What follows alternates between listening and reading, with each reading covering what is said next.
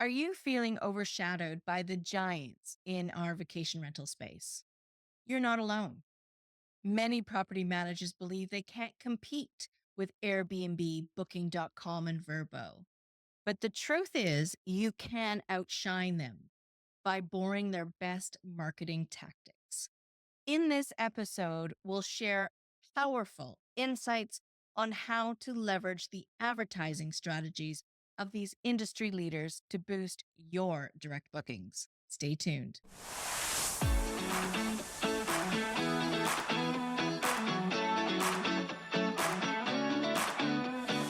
You are listening to the Direct Booking Success Podcast, bringing you all the information you need for your short-term rental to stand out from the crowd. I'm your host, Jen Boyles. As an owner and manager myself, I know how hard it can be to navigate the hospitality industry. I'm here to help, so you too can have direct booking success. Hello, and welcome to another episode of the Direct Booking Success Podcast. I'm Jen Boyles, your host, and today I have Uvika Wahi with me. Now, she is from Rental Scale Up, and Uvika was one of the speakers at the 2024 Direct Booking Success Summit. Her presentation was so insightful that I thought it would be wonderful to have her on the podcast to share more about it. Uvika, so lovely to see you. Thank you, Jen. Thank you for having me on your podcast. I have been an avid listener, as is just like everybody else in the industry for years now. And I'm so happy to finally be here as a speaker. That's really an honor. Thank you.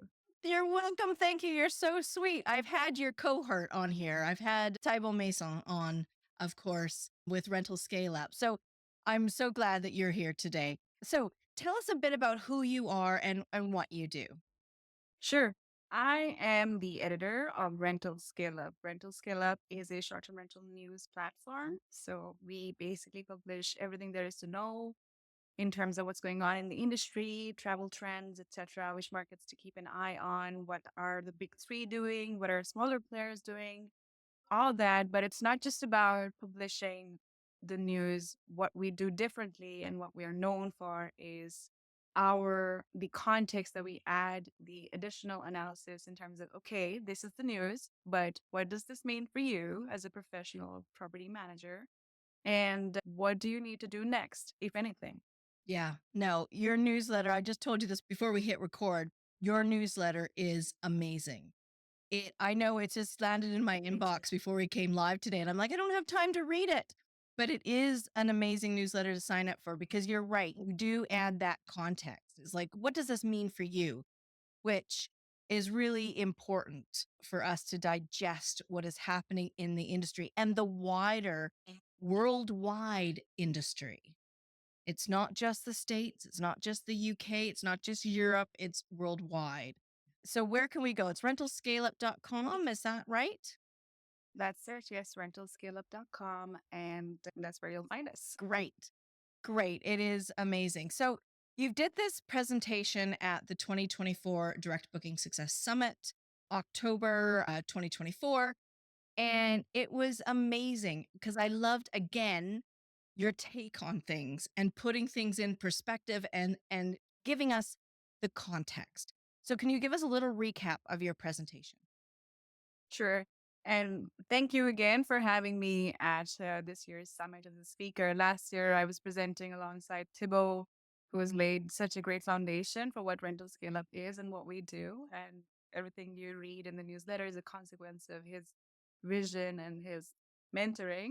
And it's because of that guidance that I was able to do this presentation. My background is in marketing. I have been in marketing for nearing a decade now, and most of it has been online. So it's really interesting for me to see how even the biggest brands are using digital formats and are actually basically funding all their marketing budgets online, which is quite a shift. Obviously, works really well for me because my background is digital. So I thought it would be interesting for me to share what I have observed in terms of what the big brands are doing, specifically Airbnb, Booking.com, Vrbo, and what are they doing with their huge budgets? Where is this budget going? These big budget commercials that they release, why they're releasing them, who are they talking to, and are they accomplishing what they set out to do? Obviously, that was the first part of it. But like I said, whatever we do it in service of professional managers. So the idea was to steal what you can as a professional manager who perhaps is building your own direct booking business, which is everyone's goal now. What you can steal from what they're doing without having to spend the big bucks that they're spending. And that's pretty much what my presentation was about. Yeah. So when you think about it, Airbnb, booking.com, Vrbo, when they put out an ad, when they put out their marketing, they're trying to get bookings through those platforms and that whatever initiative they're doing. So it's exactly the same as we are trying to do. Even though we label it direct bookings, we're still trying to get bookings. And so are they. So in sense, they're trying to get their own direct bookings. So it's great. So my first question is, are these big three, are they spending most of their money on television ads?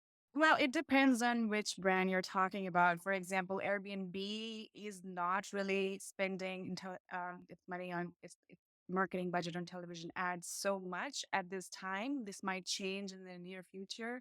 Airbnb does heavily spend on YouTube ads, and it tailors them to different markets depending on which market it's trying to sort of grow its supply in, also which markets it's targeting. For example, recently you would see that if you go to Airbnb's YouTube, you'd see new commercials that are in Japanese, or there were a few weeks ago in South Korean, because these are the two markets where domestic tourism is huge, and that's the slice that Airbnb wants, and that informs its strategy. Booking.com, on the other hand, and Vrbo even, they invest more heavily still in TV commercials, but that also changes the message and sort of the entire theme of their commercials. For example, Vrbo released a commercial, the most recent, called Relax, Host Free Stays. That's what the name was. And it was a campaign featuring the Alabama University football coach, Nick Saban, and who's also an ESPN analyst. It was featuring him as a nightmare host who's terrorizing guests who's just trying to check in with their kid, doesn't want them to have showers longer than 5 minutes because that's part of the No, rules. the best part Um, was the kids aren't even allowed in the house. yes. Yes, I don't know that. what your kid is doing in here. He wasn't supposed to be here. And that's the commercial. It's really funny, and it uses celebrity really wisely, because maybe Nick Saban may not be known to people the world over, but he's a really popular sports figure, especially in university football. And the commercial was released in anticipation of the American football season. So a lot of people would be watching this on TV and see this commercial. So it made sense to make this choice specifically. And honestly, a little humor goes a long way, which Verbo utilized really well.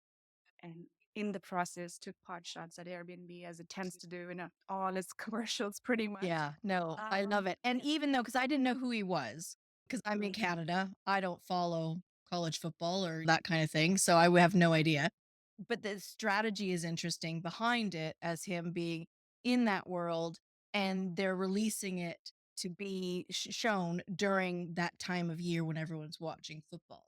But we can't put out an ad. I don't have that budget. I don't know about anybody else, but we don't have that budget. But what I think it's interesting is that we can think strategically like they do, but we can also borrow the messaging.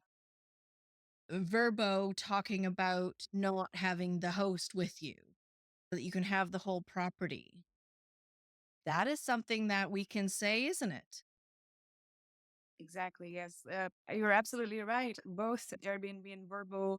In fact, this is sort of common ground we will see between all three brands.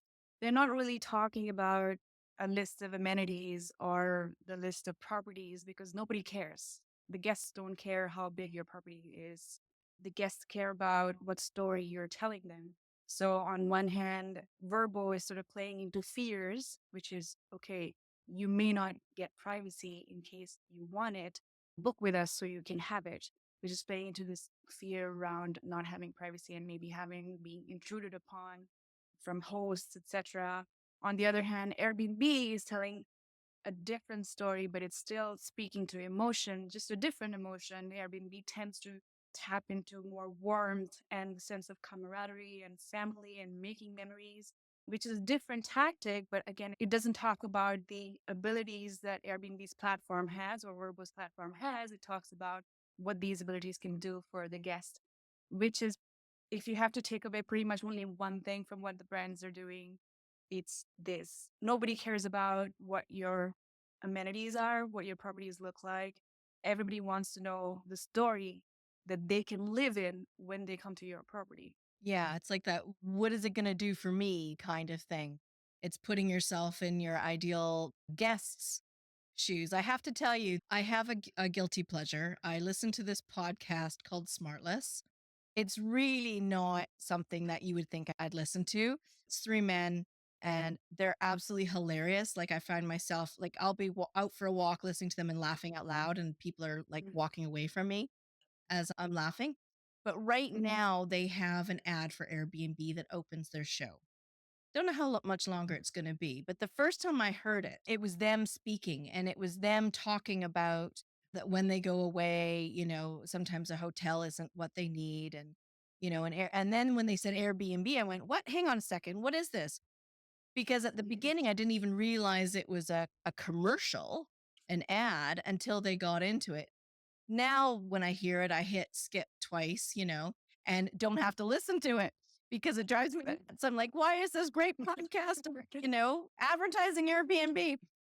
But that aside, it's that story of that personal touch of how you can live that life and what that would look like. So it's also creating an emotional connection, isn't it? True, yes. And it's also a clever way of using marketing because you did listen to the commercial at least once before hitting skip. Unlike most YouTube ads, it's an ad and you skip right away without even giving it a second. So it did work once at least, which is useful. They got some return on their marketing spend right there.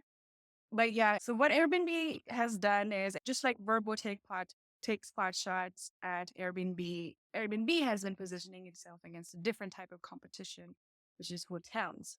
Because Airbnb asks themselves, what is the reason that people choose a vacation rental or short-term rental over a hotel? And then talk about exactly those reasons in their commercials. So if you go to a hotel, if you're going with your friends, and if you're, for example, they have a commercial called Girls Trip in which a group of girlfriends are at a hotel and it's fine until they're in the room. But as soon as it's time to go out in the evening, all of them are sort of crammed into one bathroom. And obviously, there's just a deluge of hair dryers and makeup brushes, and it's overflowing. It is just a mess and chaos. And it is a very real scenario that you would experience as a group of girls traveling together. Now, we also know that group travel is where the money is, larger groups and family travel is where the money is. So it also makes sense to want to speak to the people who can bring you a larger share of revenue versus speaking to maybe solo travelers who may travel a lot. But again, that's not where the big bucks are. So in Girls Trip, then the scene cuts to the girls being in an Airbnb instead, and they're having a great time because they all have their own private bathrooms, which they would not have had in a hotel. It's really important to know that something that Airbnb really plays up, so you can choose an Airbnb over a hotel the next time. Another clever thing about this particular commercial is that when the commercial cuts to them being in an Airbnb, they are by the pool, which we know is one of the most desired amenities in short-term rentals. Even on Airbnb platform, amazing pools is one of the highest performing categories. So it's again a very cleverly and subtly played that into there without making it overtly about the pool. But if it's about travel, they probably want a pool there. So that's woven into this messaging as well. And finally, it also serves to kind of really play into this idea of there's hotels and there's Airbnb, and making Airbnb synonymous with short term rentals. So they're not saying, hey, don't go to a hotel, come to a short term rental. They're saying, no, get an Airbnb, which goes a long way. And again, establishing Airbnb's just this dynamic of Airbnb kind of representing the industry instead of multiple players. Yeah. People will just say, I'm going to get an Airbnb. So quite a lot of different strategies incorporated, neatly packaged in one ad. Yeah. Yeah, and Airbnb has been amazing at building their brand because they want people to be staying at an Airbnb, not a hotel, not a short-term rental, not a vacation rental, not an STR, not a holiday let, not a holiday rental. Like we've got so many names. So we have to remember, I think, as smaller players, is that we want them to stay in a, and just insert your brand name. Yep. Yep. Airbnb has had a lot of time and a lot of things have gone their way for them to accomplish that, but it is definitely a lesson in branding yourself well. It is really easy to be very functional about your content. And just to walk it back a little bit, when I talk about all these tactics that Airbnb, Vrbo, and Booking are taking, I'm not talking about releasing your own commercial or you need to create an ad. I'm talking about your existing messaging, whatever content you're already pushing out, whatever that is in terms of your social media messaging, or if you're writing blogs, or even the way your listing are described across platforms on your own website. It's all that messaging. So you don't need to write a commercial. But yes, so Airbnb is really going all in terms of establishing Airbnb as the noun and the verb and all of that. The Brancheski is really fond of saying it's a verb, it's not just a noun.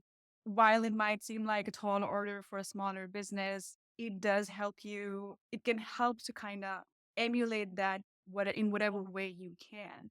Again, it goes back to the story that you're telling, making sure that there's a uniform identity of your brand and you know what that identity is. Unless you know what that is, you will not be able to convey it. And once you know it, the next step is, are you talking about that identity enough? A lot of the times, there are things that we do, there are steps we've taken, we just forgot to talk about, you know? And what are those things? What should we be highlighting? Like we're a smaller brand, and of course, yes, we're not going to run a TV commercial, but there are so many other vehicles that we could use. And so I totally get your point. It's that messaging, it's what you say, and instead of saying the amenities and giving a list and saying, "Yeah, we've got 4 bedrooms," how can you flip it? I think first step is obviously knowing your ideal guest, right? Do you know not just who's coming to your market to stay, who needs an accommodation in the market generally, but also who you want staying with you, right? For example, we talked about Airbnb talking to families with kids, and that's what Burbo did too, by the way. So, do you know who that's going to be and who it is that you want staying in your property? That's number one. And then you have to try to think about the lives this person lives and meet them there. It's not enough to say, for example, our property is pet friendly.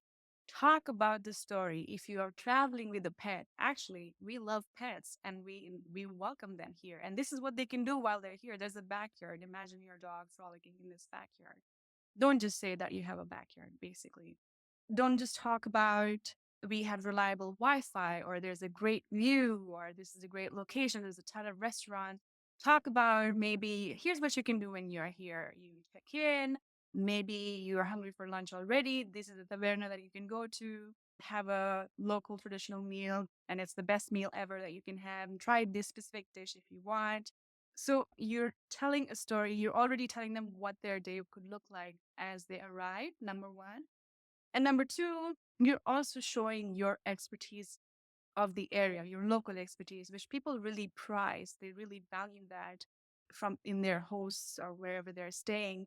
It adds that level of personalization that, for example, hotels cannot offer just because that's not the nature of a hotel. That's not the positioning. I think some of the people who are doing this really well, for example, is one person I can think of is Daniela Derin. She runs school apartments. You must know a known person in the industry, and she runs school apartments in Marbella. And she really pivoted during the pandemic in terms of what messaging she was putting out there. She's really utilized social media quite well, and she's made sure that her messaging is really, really personal. You can see her face a lot. She speaks to people, she speaks to her guests, existing, returning, new and returning both. And she found out that a lot of people, a lot of guests who were staying with her were digital nomads because this was the time when everybody decided that if they were going to be logged in, they were going to be logged in elsewhere, somewhere with a nicer view. So they had moved and they wanted sort of like slightly longer term short stays. So they wanted to stay somewhere for a month. But obviously, they were still working because they were remote workers and they needed somewhere that had reliable Wi Fi.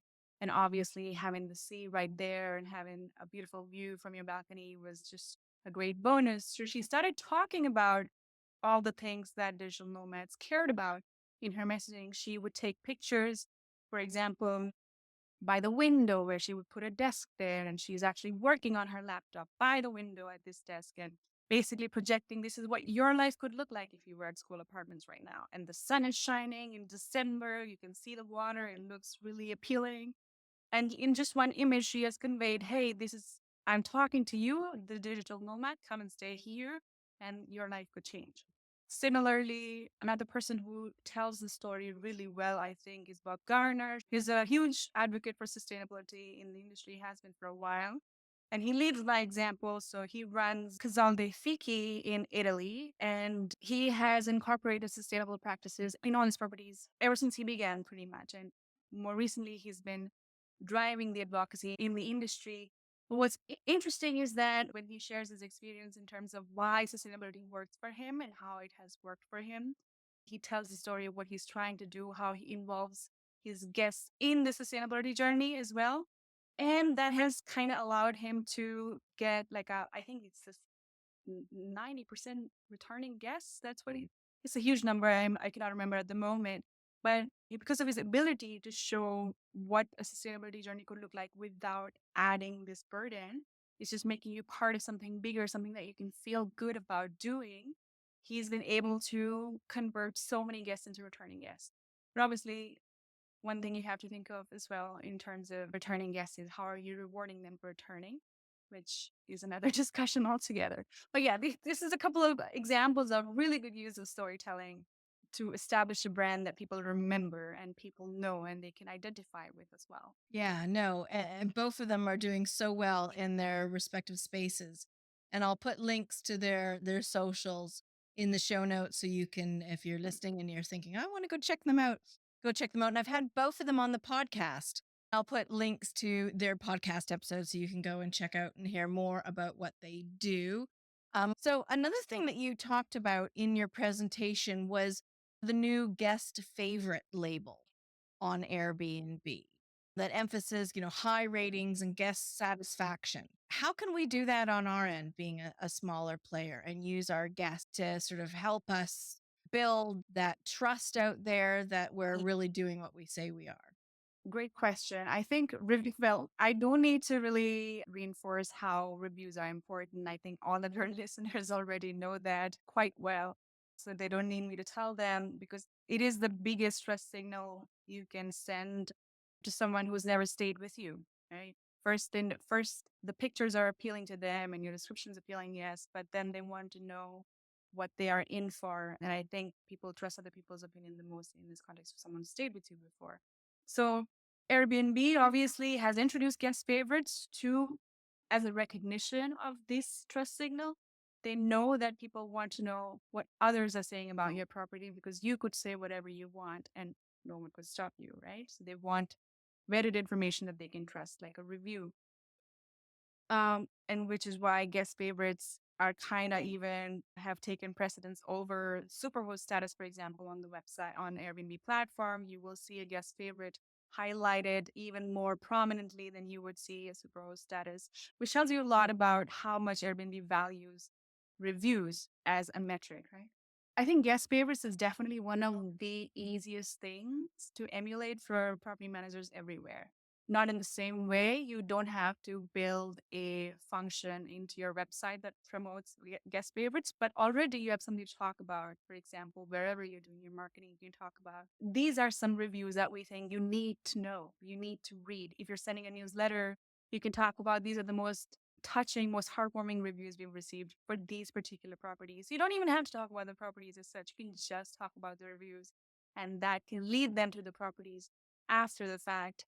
Obviously, you could just post screenshots. I've seen a lot of hosts do this, managers do this, just post screenshots of their reviews. Great. That's like, okay, basic hygiene. You got it. Great. What can you do next? I think a great way to utilize guest reviews is to basically use ChatGPT. You plug all your guest reviews that are positive in there, and you ask ChatGPT to analyze what are the most appealing aspects of my property to my guests based on these reviews. And once it gives you a list, you already know that's what should be in your sort of like about section or like your overarching messaging. Because you can talk about what people already appreciate about humanity. And it may not be the same thing as what you think it is. What you think is the strength of your property may not be the thing that your guests care about the most. So this is about highlighting what your guests care about and using that to attract future guests. So that's one of the ways that you could utilize it. Obviously, the more you analyze what people are saying, what reviews, you can go a lot further than that. You can make changes to your listing, but I know not many people have time for it, resources for it, or the effort that it requires. It's just a lot. The business of the operations of property management is monumental day-to-day work. So I will not suggest that, but just use the tools at your disposal, see what people like, and tell others this is what people like about us. Yeah. And try to update that routinely if you can. Yeah, no, I think that's great. So, what I've really gotten from you today and from your presentation is that looking at the messaging those big three are using and look at what we can say Mhm. about our own properties and our own experiences that we give guests and about using the reviews in a way that will help us. Maybe not choosing the review that said, yeah, great stay, choosing a review that's got a bit more emotion and talks about what the kids loved or hey, we went to that restaurant you suggested and we loved it. Best meal of our life. Those are gold, aren't they? Absolutely, yes. And again, here's verification of your expertise by someone else, which matters so much more to someone who's totally new to your business. Thank you so much, Uvika. This has been amazing. Your presentation was amazing. Thank you for being involved in the summit. We're going to put those links that you mentioned in the show notes. And for everyone listening, go and sign up to the Rental Scale Up newsletter, rentalscaleup.com. We'll put that link in the show notes too. You won't regret it. It's a weekly newsletter and it will tell you about what's happening in the global landscape, not just that, but also the context and what it means to you. So thank you so much for coming on today. Thank you. I really appreciate being here. And yes, please sign up to the newsletter. It's totally free, first of all. And it's great for people who don't have the time to read entire articles. I know not everybody can do that week on week. So if you just want a glimpse at the most important bits you need to know, I think the newsletter is a great way to stay on top of that. I agree. It's one of my big reads each week. So thank you so much. Thank you. That's great to hear. And thank you so much for having me on, Jen. It was a pleasure. A huge thank you to Uvika for coming on the podcast. Now, don't forget to sign up for the Rental Scale Up newsletter. You won't regret it. And if you enjoyed this episode, please let me know. Leave a rating and a review on your podcast app or on YouTube. I would love to hear from you. Next on the Direct Booking Success podcast, ever wondered what separates successful hosts from the rest? It's not just the property, it's knowing exactly who's booking. Join us as we dive into why driving traffic to your website just isn't enough to boost bookings and how being laser focused on your ideal guest can be a real game changer.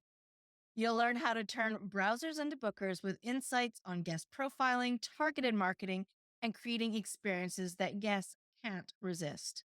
Don't miss this episode if you're ready to go beyond generic marketing and start converting the right traffic into loyal returning guests. Until then, go out and take action for your own direct booking success. Hey, thanks for listening to the Direct Booking Success podcast. For more information about this episode and others, head to the website directbookingsuccess.com/podcast. See you next time.